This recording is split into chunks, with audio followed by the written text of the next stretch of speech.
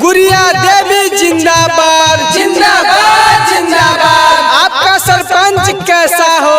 गुड़िया देवी जैसा हो। स्टोव छाप जिंदाबाद जिंदाबाद जिंदाबाद। नूरा पंचायत की जनता जिंदाबाद जिंदाबाद जिंदाबाद। क्यों पड़े हो चक्कर में? कोई नहीं है टक्कर में। आपका बटन कहाँ दबेगा? स्टोव छाप जानेगा। लगे माई हमरो गुड़िया दीदी हथिन गरी पवन के सनम जी।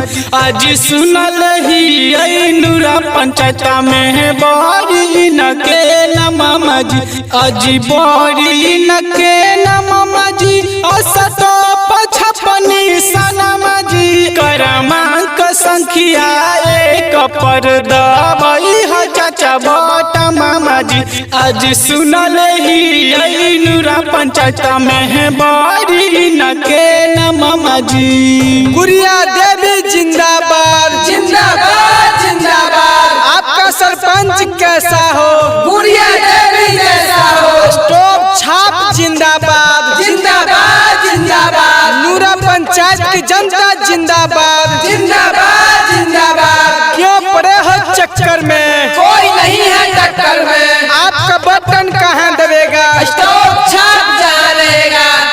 आगे चाची मानवा के साफ हथिन बोलिया के साचा जी।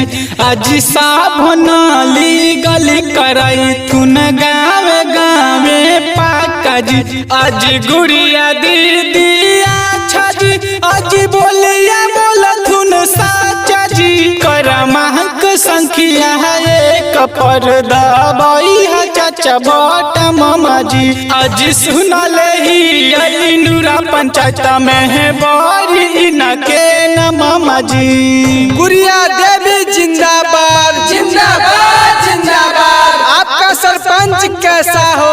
गुड़िया देवी जैसा हो। स्टोव छाप जिंदाबाद जिंदाबाद जिंदाबाद। नूरा पंचायत की जनता जिंदाबाद जिंदाबाद जिंदाबाद। क्यों पड़े हो चक्कर में? कोई नहीं है टक्कर में। आपका बटन कहाँ दबेगा? स्टोव छाप जानेगा।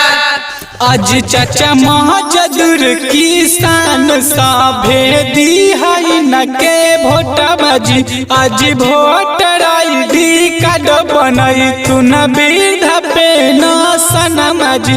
आज वृद्धा पेन सनम जी।